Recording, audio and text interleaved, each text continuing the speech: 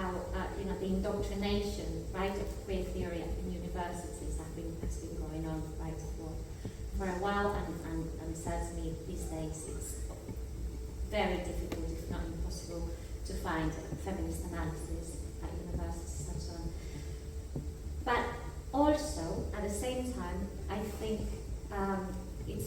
the reality is more complex. There are, I agree, there are young women that I know that are resisting this.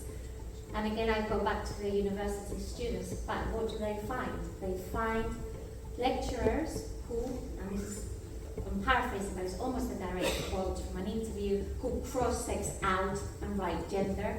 So their language is being policed by their own lecturers.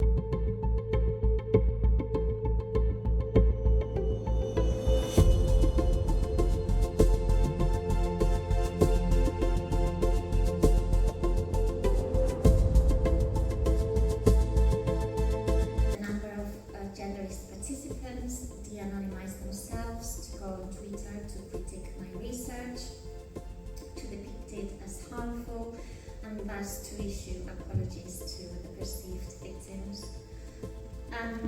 In their reactions, it was also quite clear the way that politics are prioritized over evidence and the policy of no debate.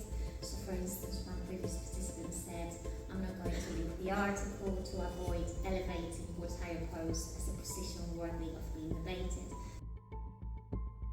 Participants went as far as to publicly agree to chat with another high-profile professor on how they could act against me, and I would imagine.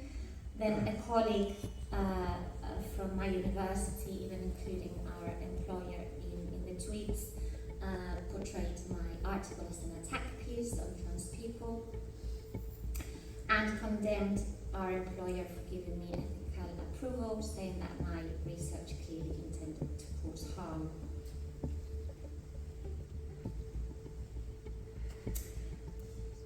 Observing genderists, that is, people that were not involved in the research at all, spoke about ongoing dangers to anyone my research interacts with. They called for there to be consequences for me, including the retraction of the article, of their research findings, and for me to be censored and for my career to be ended. At work, I have been ostracized, bullied. There have been attempts to get me to agree to return my grant, among other things, many other things. And I ended up losing my job, as well as access to my interview and survey data. It got to a point where I felt I had no other choice but to take the university to an employment tribunal.